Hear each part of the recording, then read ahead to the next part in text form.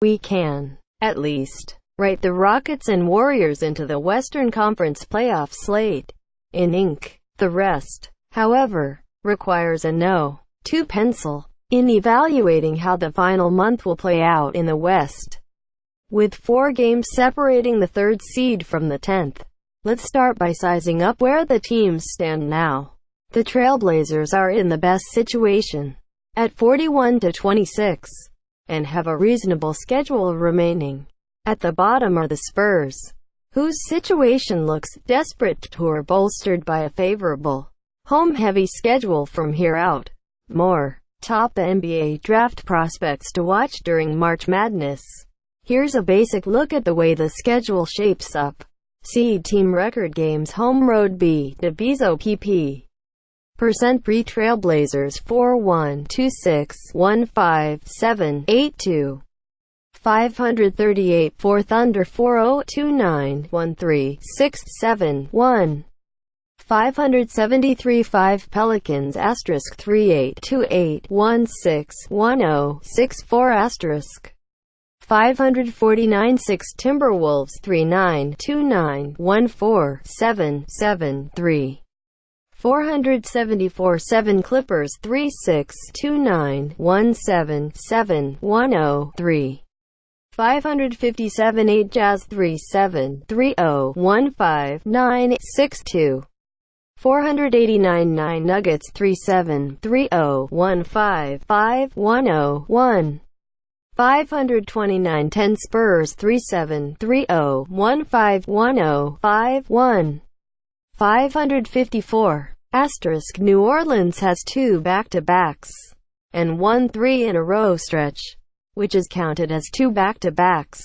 Of course, nothing is that simple. Some teams have injured players coming back, some have players mired in deep slumps, and some have terrible records on the road, or even at home. With that in mind, let's dig into all 10 playoff contenders beyond Houston and Golden State, and see how the upcoming slate combined with recent performance should leave these teams when the regular season ends. Trailblazers, riding high into playoffs. The stakes.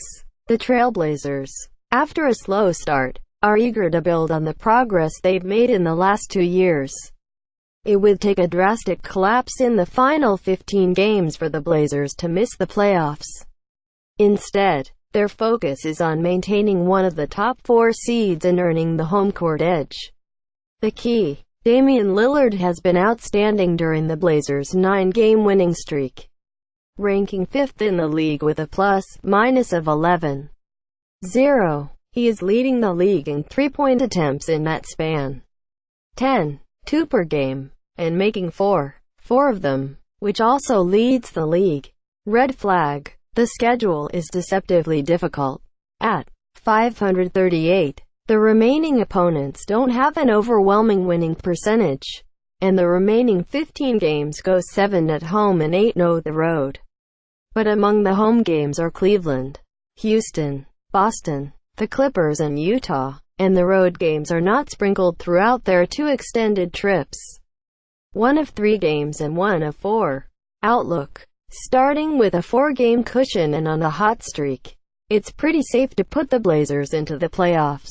Even if they only won 8 of their final 15, they'd still be at 49 wins and easily in the mix. Most likely, they'll win 10 games or so to finish the year, be in the 51-win range and earn the No. 3 seed. First-round matchup. No. 3 Portland vs. No. 6 Utah Thunder. The Paul George problem. The stakes. Well, we know what's at stake for this team. Paul George will be a free agent this summer, and while there has been some hope that he can be talked into remaining with the Thunder, that all could change dramatically if OKC can't even make the playoffs as currently constructed. The key. A strong finish from George is going to be needed here, and that's never quite been his strength. In his career, George post All-Star scoring drops from 19.3 points to 17.3 points, and his three-point shooting goes from 39.0% to 35.0% 0%. So far, George has disappointed, dropping from 22.5 points to 19.1, and seeing his three-point shooting go from 43.3% before the break to 28.2 since. Red flag. The Thunder have an absolutely brutal schedule ahead. It's not just that their upcoming opponents have the best winning percentage among those teams fighting for these playoff spots, it's that the schedule is bookended by games against Atlanta and Memphis. Other than those two, OKC has 11 games against teams in the playoff hunt, and those teams have a winning mark of 627. Outlook. The schedule is overwhelming. OKC will be lucky to win 5 of the 11 games against playoff teams, plus the 2 against Atlanta and Memphis. That would get them to 47 wins, which is probably good for the no. 5 or 6 seed, given that OKC has the tiebreaker over Utah, though not over New Orleans. First round matchup. No. 4 Minnesota versus No. 5 Oklahoma City Pelicans. There's no place like home. Unfortunately, the stakes. No team has more invested in a trip to the postseason than the Pelicans. The big trade for DeMarcus Cousins last year allowed a reset for coach Alvin Gentry and GM Dell Demps. And with Cousins out because of a torn Achilles, the Pels still need to find a way to hang on to a postseason slot. The key. Anthony Davis has been incredible for the Pelicans down the stretch, averaging 34, 6 points and 13.4 rebounds with 3.7 blocks in his last 11 games. He missed a game with an ankle injury, though, and his health will be worth monitoring over New Orleans' final 16 games. Red flag. Because of a roof problem at the Smoothie King Center, the Pelicans had to kick a game back to late March, which leaves them with a crowded schedule, including a run of 3 games in 3 nights from March 21 to 23. The happy news should be that 10 of their final 16 games are at home. But the Pelicans are a terrible home team, going just 17-14 at the Smoothie, and 21-14 on the road. Outlook. They've got to get some wins at home, or the whole thing falls apart. Even with Davis' greatness, they're probably looking at a split of their remaining 16 games, or something close to it. That will put New Orleans at about 46 wins. And the bet here is that will get them the no. 7 seed. First round matchup. No. 2 Golden State versus No. 7 New Orleans Timberwolves. Surviving without Jimmy Butler. The stakes. In trading for Jimmy Butler last summer, the Wolves established the playoffs and perhaps even the second round as their goal. That's a big one, since Minnesota has a postseason drought going back to 2004. The key. The Wolves' win over the Warriors was big in that it stopped a 4-game losing streak, as the team sets up for another tough week at Washington and San Antonio, then home against the Rockets and Clippers. Minnesota just needs to survive this stretch. 2 wins would be great to get to the very soft part of the schedule, and hopefully get Butler back on the floor. Minnesota has the easiest remaining schedule of West contenders. Red flag. As always with Thibodeau-coached teams, it's wear and tear. The Timberwolves bench is easily the worst among all playoff teams, with a net rating of -4.8, 25th in the league. Andre Wiggins leads the NBA in minutes played. Karl Anthony Towns is working on a 3rd straight season without missing a game, and Taj Gibson is a week away from establishing a new career high in minutes at age 32. Butler likely will be out at least another 2 weeks, if not longer, and the Wolves' lack of depth will be tested. Outlook. Even without Butler, the Wolves should close out their final 14 at better than 500. They have 6 games against non-playoff teams, including 2 against Memphis. The guess here is 9-5 to finish, which leaves them with 48 wins and home court advantage in the first round. With the No. 4 seed. First round matchup. No. 4 Minnesota versus No. 5 Oklahoma City Clippers. Cloudy future in LA. The stakes. Who knows what will become of the Clippers in the coming months? Doc Rivers could be gone, and so could free agent center DeAndre Jordan. They've pieced together a mishmashed roster that has overperformed, and Rivers should get some credit for that. But a trip to the NBA lottery could be the impetus to moving on from Rivers and changing directions. The key. The Clippers are home just 2 times for the rest of the month, and they'll play 9 games on the road. LA has been a decent road team this season, at 16-15, but has been really good since late December, with a 10-3 mark in road games. Especially effective for the Clippers in that stretch. Lou Williams, averaging 28, 1 points and 5 assists. Red flag. The Clippers have not been a very good perimeter shooting team this year, but they've been sinking since the Blake Griffin trade. They're shooting 34.0% from the three-point arc since the deal was made, after having shot 35.6% before it. Clearly, the attention Griffin got from defenders had an impact. Before the deal, 17.6% of the Clippers' threes were wide open. No defender within 6 feet, which was 16th in the league. After, that has dropped to 12.5%, last in the league. Outlook. The case could be made that the Clips will finish with 10 wins down the stretch. But with a packed 17-game slate remaining, fatigue is going to cost them a game or two they should win. If they close at 8-9, they land at 44 wins, short of the postseason first-round matchup. None. Jazz. All about the defense. The stakes. When the Jazz lost Gordon Hayward to free agency last summer, the assumption might have been that they'd be out of the playoff picture. But the play of rookie Donovan Mitchell, new point guard Ricky Rubio and mainstay center Rudy Gobert has kept the Jazz afloat and given them a chance to prove doubters wrong. The key. The Jazz have gone 18-2 in their last 20 games, and they've done it by getting back to their bread and butter under coach Quinn Snyder. Defense. During this Utah run, the team's defensive rating has been 95, 8 points per 100 possessions, which not only ranks first in that span, it ranks first by a huge margin. No. 2 in that span is Toronto, at 101.6. Utah has the second easiest remaining schedule, and should be able to suffocate many of its upcoming foes defensively.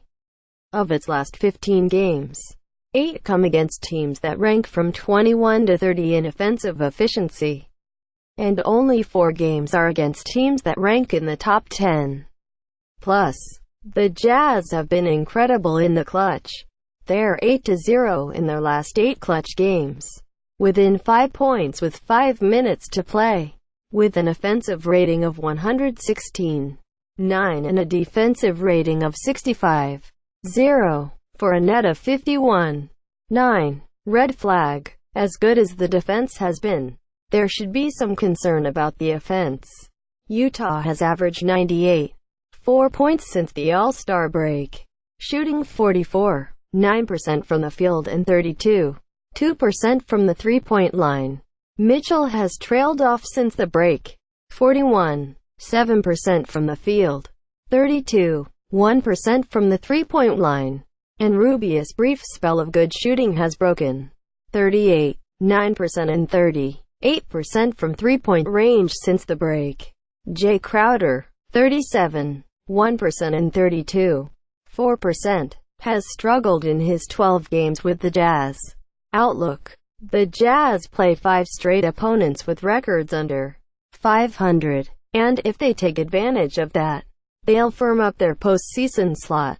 Utah should wrap up with about 10 wins in its last 15 games, leaving the Jazz at 47 wins, and probably with the 6 seed, though no's 4 and 5 are in sight.